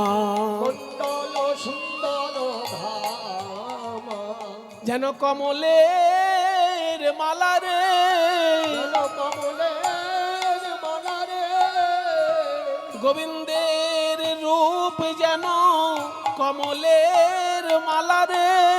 ওই গোবিন্দের রূপ যেন কমলের মালারে। হাত দেখে মনে হচ্ছে লাল পদ্ম, পা দুটোও দেখে মনে হচ্ছে লাল পদ্ম, বদনটাকেও দেখে মনে হচ্ছে বদন পদ্ম। ওমা সবই তো যেন পদ্ম ফুল, যেন কমলের মালা রে। কমলের মালারে তার হাতে পদ্ম পায়ে পদ্ম কমলের মালা রে। ও তার হাতে পদ্ম পায়ে পদ্ম কমলের মালা রে। যেন হাতে পদ্ম পায়ে পদ্ম আর সুন্দর বদন পদ্ম, হাতে পদ্ম পায়ে পদ্ম, সুন্দর বদন পদ্ম, হাতে পদ্ম পায়ে পদ্ম, হাতে পদ্ম পায়ে পদ্ম, কমলের অচির বিকশয় লসদিন্দিবর,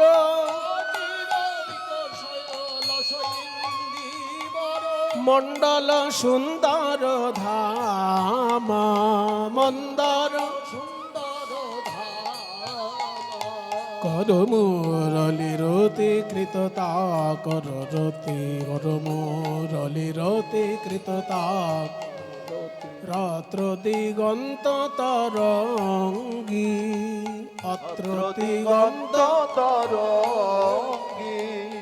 কর মুরলি রতি, হাতে যে তার বাঁশি, সেই বাঁশির যে সুর যেন দিগন্ত ভেদ করে চারিদিকে ছড়িয়ে পড়ছে।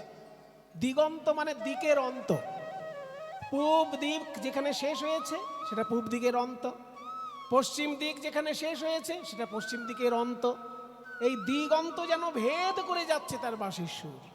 অত্র দিগন্ত তরঙ্গী, সারা বিশ্ব ব্রহ্মাণ্ডকে যেন প্লাবিত করে দিচ্ছে কৃষ্ণের বাঁশির সুর। এই সুন্দর পদটি লেখার শেষে দেখুন এবার নাম, চারু সনাতন তনয় অনুরঞ্জন, কারি সুহৃদ গণ সঙ্গী, কারি সুহৃদ গণ অনুরঞ্জন, কারি সুহৃদ গণ সঙ্গী,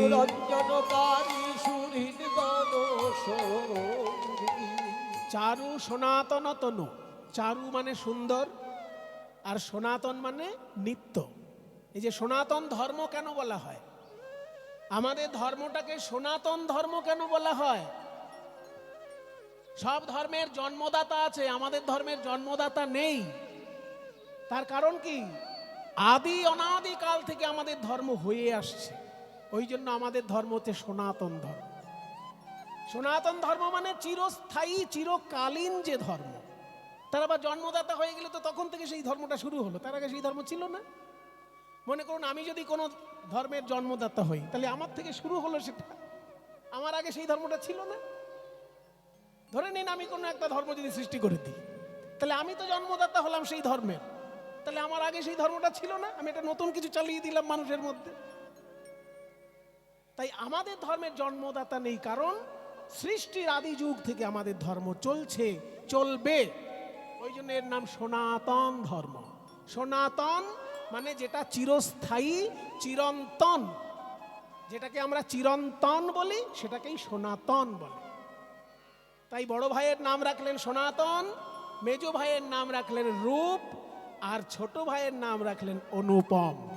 তিন ভাইয়ের তিন নাম রেখে দিলেন মহাপ্রভু। চারু সনাতন তনয় অনুরঞ্জন, চারু মানে সুন্দর, সনাতন মানে নিত্য, তনু মানে শরীর। আমার গোবিন্দের এই শরীরটি চিরকালীন এবং চির সুন্দর, সেই জন্য বলছে চারু সনাতন তনু। অনুরঞ্জনকারী শরীরগণ, কৃষ্ণের সখাগণ যারা আছে তারা সেই কৃষ্ণের অনুরঞ্জনকারী। চারু সনাতন তনু অনুরঞ্জনকারী সুহৃদগণ সঙ্গী। গোসাই সনাতন কাঁদে গো, সনাতন কাঁদে গো, কাঁদে গোসাই সনাতন কাঁদে গো, সনাতন কাঁদে গো। ওই ব্রহ্ম সনাতনের লাগি গোসাই সনাতন কাঁদে গো, ব্রহ্ম সনাতনের লাগি। ওই ব্রজের পথে নয়ন দিয়ে ব্রহ্ম সনাতনের লাগি, ওই ব্রজের পথে নয়ন দিয়ে, ব্রহ্ম সনাতনের লাগি। ওই ব্রজের পথে নয়ন দিয়ে, ব্রহ্ম সনাতনের লাগি গোসাই সনাতন কাঁদে গো। চারু সনাতন তনুর অনুরঞ্জন, কারি সুহৃদ গণ সঙ্গী, অনুরঞ্জন কারি সুহৃদ গণ সঙ্গী। যে কীর্তনে আমার শেষদা যেমন সঙ্গে আছেন, তেমনি আজকের কীর্তনে দোহারে সহযোগিতা করছে আপনাদেরই পাড়ার ছেলে শ্রীযুক্ত রঞ্জিত বৈদ্য।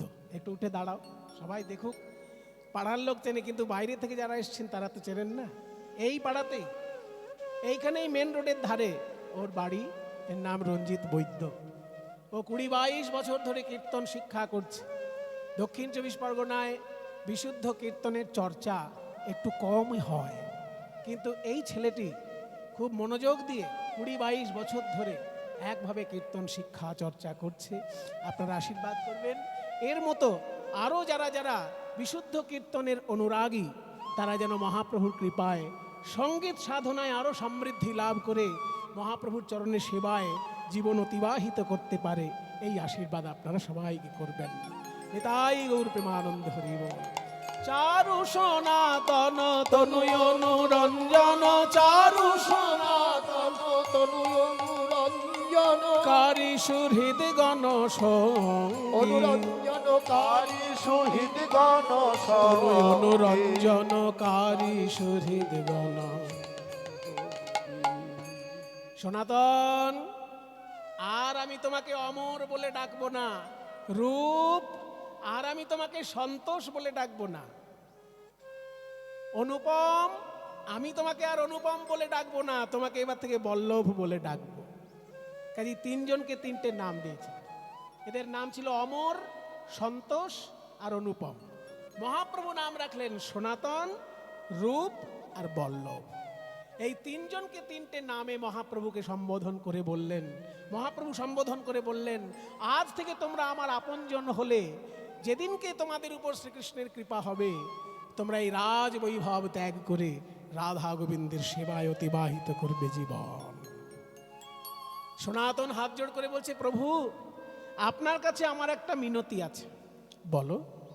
তুমি আমার থেকে বয়সে বড়, আমি তোমাকে খুব সম্মান করি, সারা বাংলার তুমি প্রধানমন্ত্রী, তোমার যা উচ্চস্তরের বুদ্ধি, অত উচ্চস্তরের বুদ্ধি কি আর আমার হবে?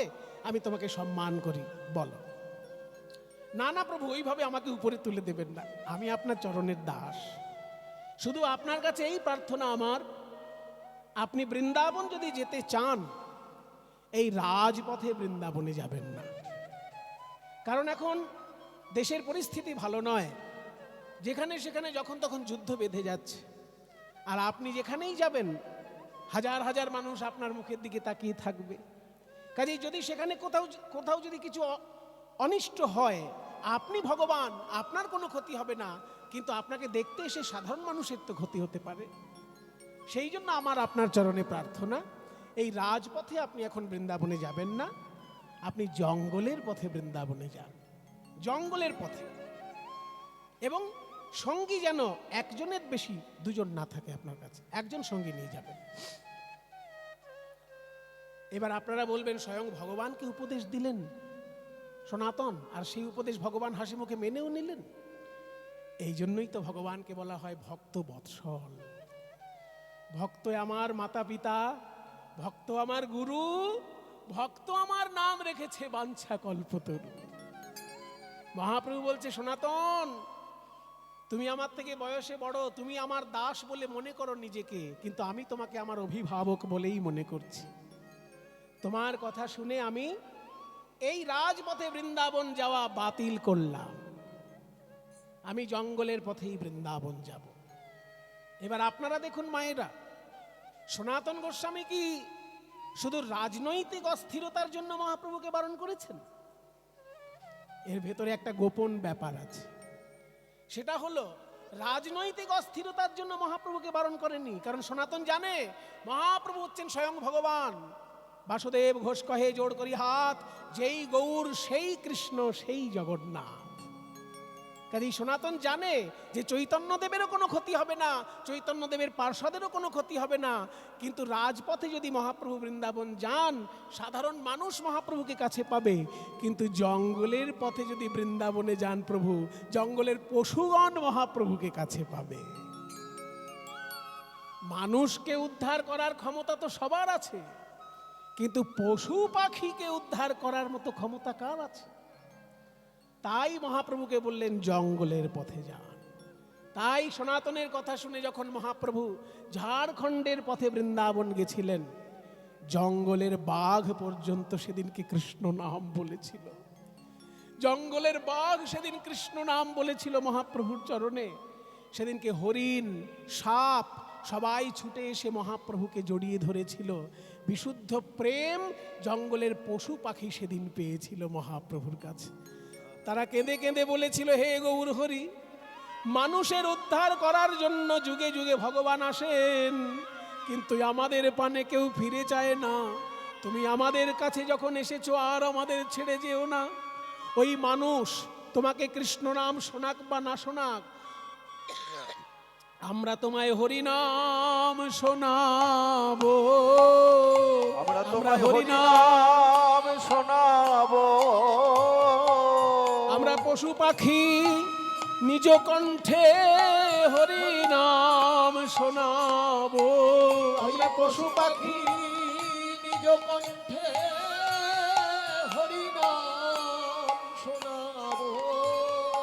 আমরা পশু পাখি নিজ কণ্ঠে হরিনাম শোনাবো। আমরা পশু পাখি নিজ কণ্ঠে হরিনাম শোনাবো। আমার তোমার চরণে বিকাইব হাগৌর প্রাণ গৌর বলে, ওই চরণে বিকাইব ওই হা গৌর প্রাণ গৌর বলে, তোমার চরণে বিকাইব, ওই হা গৌর প্রাণ গৌর বলে, তোমার চরণে বিকাইব, ওই হা গৌর প্রাণ গৌর বলে। তোমার চরণে আমরা বিকাইব, হরিনাম হরিনাম শোনাবো।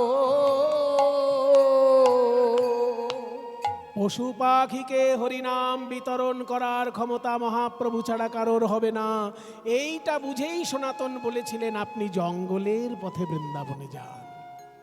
তাই প্রভু জঙ্গলের পথে বাঘকে কৃষ্ণ নাম বলিয়ে বৃন্দাবনে গেছিলেন।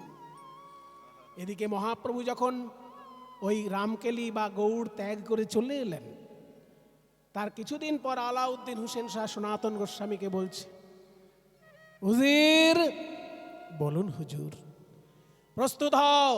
কিসের প্রস্তুতি? উড়িষ্যার সঙ্গে যুদ্ধ করতে হবে। হ্যাঁ, উড়িষ্যার সঙ্গে যুদ্ধ করবেন? হ্যাঁ, উড়িষ্যায় যাব যুদ্ধ করতে। তুমি প্রধানমন্ত্রী, সেনাবাহিনীকে আদেশ দাও এবং তুমি আমার সঙ্গে যাবে। আমি? হুজুর, এই যাত্রায় আপনি আমাকে বাদ দিন। প্রধানমন্ত্রী ছাড়া যুদ্ধ করতে যাওয়া যায়? এ তুমি কি বলছো? দেখুন, আপনি যদি কিছু না মনে করেন তাহলে একটা সত্যি কথা বলবো। হ্যাঁ হ্যাঁ, বলো। আপনি উড়িষ্যায় যাচ্ছেন যুদ্ধ করতে, কিন্তু আপনার যারা সেনাবাহিনী তারা ওই উড়িষ্যায় যুদ্ধ করতে যাবার পথে কি করবে জানেন? উড়িষ্যার রাজার সঙ্গে যুদ্ধ করার নাম করে তারা উড়িষ্যার মন্দিরগুলো ভাঙতে ভাঙতে যাবে। এই অপকর্ম আমি সহ্য করতে পারবো না। তাই আমি আপনার সঙ্গে এই উড়িষ্যায় যুদ্ধ করতে যেতে পারবো না। এত বড় সাহস, তুমি এই কথা বলছো? কাফেরের দলের লোক তুমি, এই জন্য তোমার মুখে এই কথা বেরিয়েছে। কে আছিস? এই উজিরকে এক্ষুনি জেলখানায় বন্ধ কর। আমি যদি যাই যুদ্ধ করতে, অন্য কাউকেই সঙ্গে নিয়ে যাব। একে জেলখানায় বদ্ধ রেখে দে। যখনই সনাতন গোস্বামীকে জেলখানায় বদ্ধ রাখার আদেশ দিলেন নবাব, রূপ গোস্বামী মনে মনে চিন্তা করলেন, আমাকে আগে গৃহত্যাগ করতে হবে। কারণ সনাতন যেতে না চাইলেই আমাকে নিয়ে যাবেন। আমিও তো মন্ত্রী, আর আমিও তো যেতে পারি না। মন্দির ভাঙতে ভাঙতে যাবে যুদ্ধ করতে, আমি কি করে সহ্য করব? আমার পূর্বপুরুষ যে মন্দিরে পূজা করেছেন সেই মন্দির আমার চোখের সামনে ভাঙবে এই নবাবের সেনাবাহিনী, আমি তো সহ্য করতে পারবো না। তাই আমিও যাব না। অর্ধেক রাত্রে তিন ভাই মিলে সিদ্ধান্তে বসেছেন। দাদা, রাজা আলাউদ্দিন হোসেন শাহ বলছেন উড়িষ্যায় যুদ্ধ করতে যাবেন। আমরা তিন ভাইয়ের মধ্যে কেউই তো যেতে পারবো না। তাই শোনো দাদা, ছোট ভাই যেহেতু অসুস্থ, ওকে কেউ কিছু বলবে না, কিন্তু তোমাকে জেলখানায় ভরে দেবেন আদেশ দিয়েছে, আর আমাকে যেতে বলবে সঙ্গে, তুমি যদি না যাও। তাই আমি চিন্তা করলাম আমি আগে গৃহত্যাগ করব। গৃহত্যাগ করে আমি মহাপ্রভুর চরণে পৌঁছে যাব, কেউ যেন না বলে আমি কোথায় গিয়েছি। রূপ গোস্বামী গভীর রাত্রে গৃহত্যাগ করছে। আমি চলে যাই, আমি চলে যাই,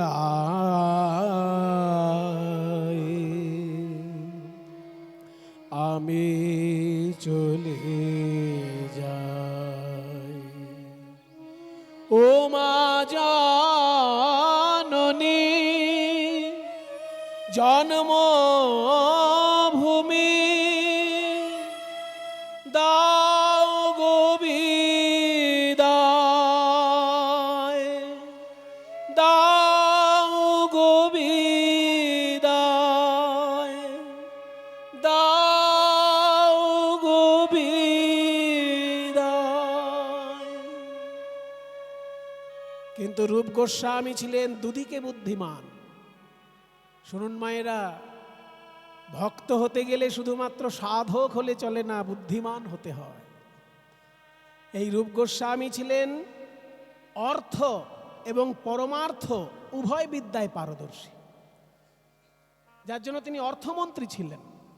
দুই হাতে কত স্বর্ণ মুদ্রা নাড়াচাড়া করেছেন তার কোনো ইয়ত্তা নেই। এই জন্য রাতারাতি তিনি সিদ্ধান্ত নিলেন, যত সম্পত্তি আছে আমাদের সব বিক্রি করে দাও। বিশ্বস্ত বন্ধু বান্ধবদেরকে ডাকলেন রাতের বেলায়।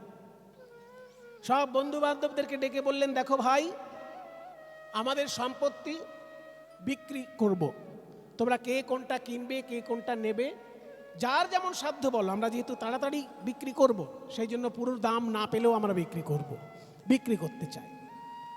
এবং বিশ্বস্ত বন্ধু বান্ধবরা তো উল্টোপাল্টা দাম দেবে না, তারা ঠিকঠাক মূল্য দিয়েই কথা দিল যে তোমাদের সম্পত্তি আমরাই কিনে নেব। যে সম্পত্তির টাকা এক জায়গায় হলো, সেই টাকার মধ্যে আত্মীয় স্বজনকে ভাগ করে দেওয়া হলো। অর্ধেক অংশ আত্মীয় স্বজনকে ভাগ করে দেওয়া হলো, আর 1/4 মানে 25% সাধু গুরু বৈষ্ণবের সেবার জন্য দক্ষিণায় দেওয়া হলো। দেখুন সম্পত্তিটা ভাগ করছে কিভাবে। 3 জন মন্ত্রী, 3 জনের সম্পত্তি ভাগ হচ্ছে। অর্ধেকটা সম্পত্তি আত্মীয় স্বজনকে দিয়ে দিল, যাতে কেউ বলতে পারে না ওনারা বাবাজি হয়েছেন আমাদের পথে বসিয়ে দিয়ে গেছে, কেউ বলতে পারবে না। আত্মীয় স্বজনকে অর্ধেক সম্পত্তি ভাগ করে দিল, এই কাকাতো খুড়তো পিসতো মাসতো যা যেখানে আছে। আর বাকি অর্ধেকের মধ্যে 25% সাধু গুরু বৈষ্ণব সেবার জন্য দান করলেন, আর বাকি 25% অন্তরঙ্গ বন্ধুদের কাছে রাখলেন। যে আমার দাদা তো এখন জেলখানায় থাকবে, ভবিষ্যতে যাতে দাদাকে জেলখানা থেকে উদ্ধার করা যায়, সেই জন্য আমি ব্যবস্থা রেখে যাচ্ছি, বন্ধুদের কাছে কিছু গচ্ছিত রেখে যাচ্ছি। তাই 25% টাকা বন্ধুদের কাছে, অন্তরঙ্গ বন্ধুদের কাছে রেখে গেলেন। এইভাবে রূপ গোস্বামী অর্থকে বন্টন করে দিয়ে অর্ধেক রাত্রে গৃহত্যাগ করছেন। এইখান থেকে আমরাও কিন্তু শিক্ষা পেলাম যে অর্থের কাজটা কি। অর্থের 3টে কাজ আছে মায়েরা, এগুলো শুনে রাখুন, সবাই বলবে না এগুলো।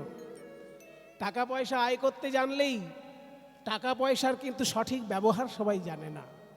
দেখবেন কিছু কিছু লোক আছে টাকা পয়সা আয় করছে বটে, কিন্তু সৎ ব্যবহার জানে না। আমাদের পাড়াতেই দেখেছি একটা লোক সারা জীবন কঠোর পরিশ্রমে চাকরি করেছে, রিটায়ারমেন্টে প্রচুর টাকা পেয়েছে, বিশাল এক অট্টালিকার মতো বাড়ি বানিয়েছে, গৃহপ্রবেশের দিন হার্ট অ্যাটাক করে মারা গেছে।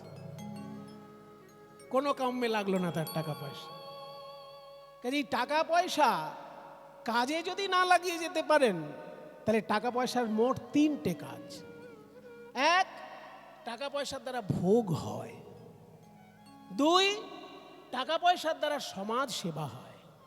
3, যদি ভোগেও না লাগে, সমাজ সেবাতেও না লাগে, তাহলে কিন্তু টাকা পয়সার গতি হয় নাশ, মানে 12 ভূতে খায়। সেই জন্য নিজে বেঁচে থেকে, নিজে দাঁড়িয়ে থেকে টাকা পয়সার সদ্গতি করতে হয়। এটা রূপ গোস্বামীর থেকে আমরা শিক্ষা পেলাম যে টাকা পয়সা থাকলেই হলো না, সেটার সৎ গতি। ওই যে নিজেদের সম্পত্তিটাকে ভাগ করে দিলেন, অর্ধেকটা আত্মীয় স্বজনকে দিয়ে দিলেন। সনাতন গোস্বামী যদি বিবাহ করেননি, রূপ গোস্বামীও বিবাহ করেননি, নিজেদের তো কেউ উত্তরাধিকারী নেই। কিন্তু ছোট ভাই আছে অনুপম, তার ছেলে আছে, তাকে যাতে আত্মীয় স্বজন না ঠকায় সেই জন্য আত্মীয় স্বজনকে দিয়ে গেলেন অর্ধেক সম্পত্তি, আর বাকি অর্ধেকের মধ্যে 25% সাধুগুরু বৈষ্ণবের সেবার জন্য, আর বাকি 25% বন্ধুদের জন্য, যাতে পরবর্তীকালে এই দাদা বা ভাইপোর কোনো কাজে লাগে।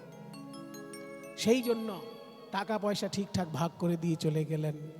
এইবার গভীর রাত্রে রূপ গোস্বামী যখন গৃহত্যাগ করে চলেছেন, বৃন্দাবনে যাচ্ছেন রূপ গোস্বামী। প্রভুজি तुम चंदन हम पानी, पानी तुम चंदन हम पानी, पानी तुम चंदन हमें पानी, पानी जाके अंग अंग बास समानी हो जाके अंगे अंगे बासो समानी। प्रभु जी तुम चंदन हम पानी, पानी तुम चंदन हम पानी। ओ प्रभु जी तुम घन बन हम मोरा रे, प्रभु जी तुम घन बन हमें मोरा रे। ओ जाके जैसे चितवन चंद्र चकोरा, जैसे चितवत चंद्र चकोरा। प्रभु जी तुम चंदन हमें पानी, पानी तुम चंदन हमें पानी। এই যে গানটি আমি গাইছি, দেখুন এই গানটির একটা অদ্ভুত বৈশিষ্ট্য, প্রত্যেকটি উদাহরণ দিয়ে বোঝাচ্ছে। তুমি হচ্ছে চন্দন, আমি হলাম জল।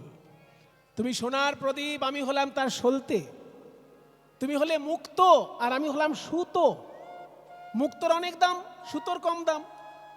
কিন্তু সুতো যদি না থাকে তাহলে তো মুক্ত দিয়ে মালা বানানো যায় না। ঠিক তেমনি হে ভগবান, তুমি মহামূল্যবান আর আমি মূল্যহীন জীব, কিন্তু তোমার সঙ্গে আমার মিল না হলে ভক্তির মহিমা তো প্রকাশ পায় না। প্রভুজি तुम दीपक हम बाती रे, प्रभु जी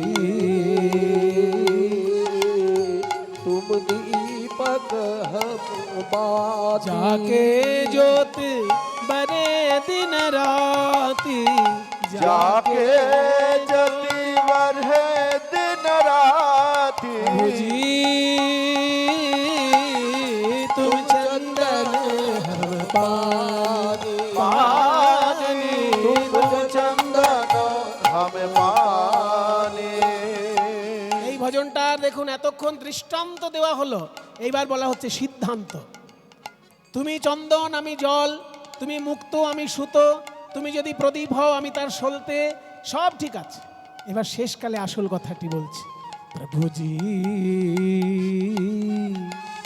तुम स्वामी हम दासा रे, प्रभु जी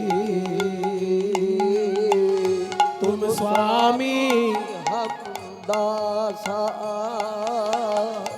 ऐसे भक्ति करे रे दासा। ओ ऐसी भक्ति कर रोए दासा। प्रभु जी तुम चंदन हम पानी, पानी तुम चंदन हमें पानी, पानी पानी तुम चंदन पानी, पानी तुम चंदन हम पानी। প্রয়াগ তীর্থে উপনীত হলেন রূপ গোস্বামী, আর প্রয়াগ তীর্থে চৈতন্য মহাপ্রভুর সঙ্গে তার মিলন হলো। মায়েরা প্রয়াগ গেছেন? প্রয়াগ কারা গিয়েছেন একবার হাত তুলুন দেখি। যাকে লোকে বলে এলাহাবাদ, প্রয়াগরাজ তীর্থ। এই এত অল্প হাত, আমি তো আরেকটু বেশি হাত আশা করেছি।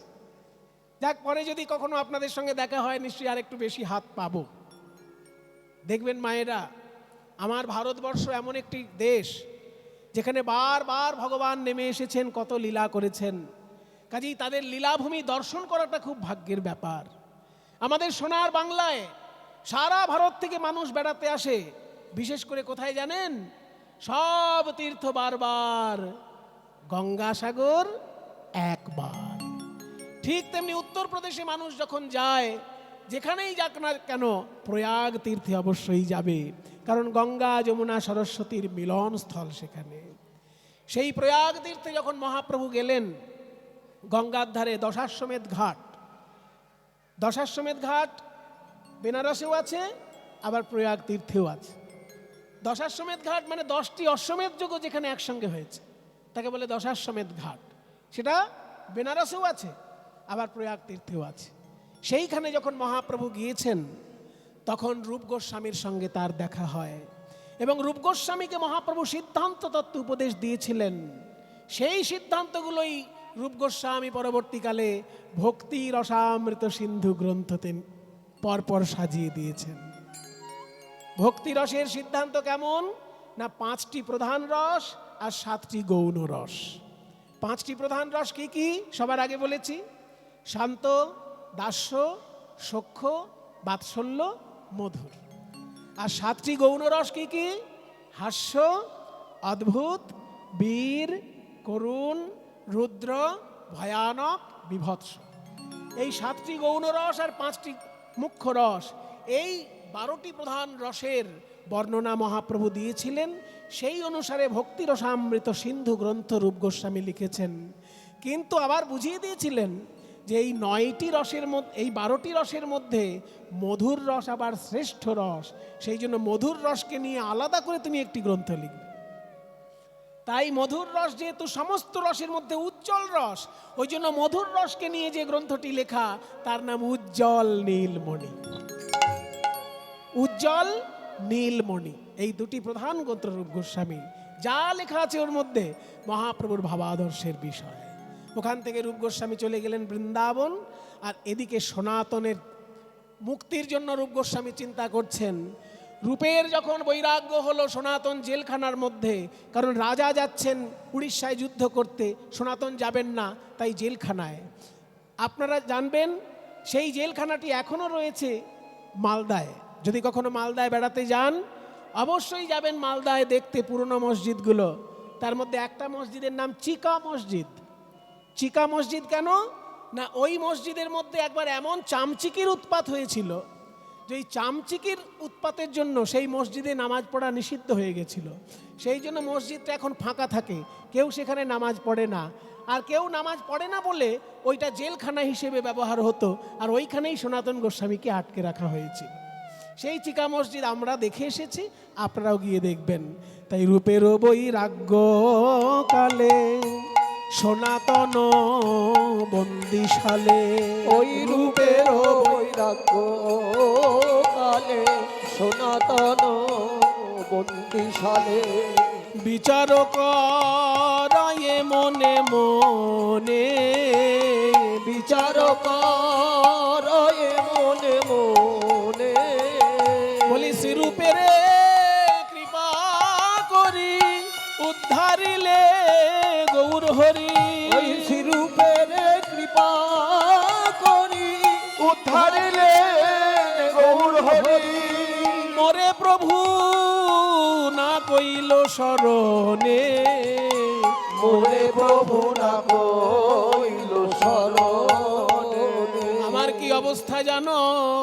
যেমন দেখো সম্মুখে অগাধ জল, দুই পাশে দাবানো, সম্মুখে অগাধ জল, দুই পাশে দাবানো, পশ্চাতে সাধিল বেধে বান গো, ওই পশ্চাতে সাধিল বেধবান গো, কাতরে হরিণী ডাকে পড়িয়াবি সমপাকে, ওই কাতরে হরিণী ডাকে পড়িয়াবি সমপাতে প্রভু এইবার কর পরিত্রাণ হে প্রভু এইবার করো পরিত্রাণ। ওই যে রূপ গোস্বামী বন্ধুদের কাছে রেখে গেছিল টাকা পয়সা, সেখান থেকে 7,000 স্বর্ণ মুদ্রা নিয়ে দ্বার রক্ষীকে ঘুষ দিয়ে সনাতন গোস্বামীকে জেলখানা থেকে মুক্তি করানো হয়েছিল। আর সনাতন গোস্বামী ওখান থেকে মুক্ত হয়ে একদম বারাণসীতে এসে চৈতন্য মহাপ্রভুর সঙ্গে তার সাক্ষাৎ হয়। আর চৈতন্য মহাপ্রভুর সঙ্গে যেসব তত্ত্বকথা সনাতনের হয় সেই সব তত্ত্বকথা দুটি গ্রন্থে পাওয়া যাবে। আপনাদেরকে বলে রাখি, একটা হচ্ছে বৃহৎ ভাগবতামৃতম, আর একটা হচ্ছে শ্রীমদ্ ভাগবতের 10ম স্কন্ধের টিকা বৃহৎ বৈষ্ণব তৌষণী। আর হরি ভক্তি বিলাস এই গ্রন্থগুলির মধ্যে মহাপ্রভুর ভাবাদর্শ সনাতন গোস্বামী রচনা করে গেছেন। সনাতন গোস্বামী বৃন্দাবনে প্রকাশ করেছিলেন মদনমোহন শ্রীবিগ্রহ, আর রূপ গোস্বামী বৃন্দাবনে প্রকাশ করেছিলেন গোবিন্দদেব। সেই গোবিন্দদেবের মন্দির এখনও বৃন্দাবনে আছে। আর মূল গোবিন্দদেব জয়পুরে, মানে রাজস্থানের জয়পুরে এখন পূজিত হচ্ছেন। আপনার দর্শন করে আসবেন। এই বলে আজকে সনাতন গোস্বামীর লেখা রূপ গোস্বামীর শ্লোক দিয়ে শুরু করেছি, আর সনাতন গোস্বামীর একটি শ্লোক দিয়ে আমাদের আলোচনা আজকে শেষ করছি। জয়তে জয়তে নামানন্দ রূপং মুরারে বিরমিত নিজ ধর্ম ধ্যানং পূজাদি যত্নং সকৃদপি পরিগীতং মুক্তিদং প্রাণিনাং জগ परममृतमेकं भुवनं भूषणं मे।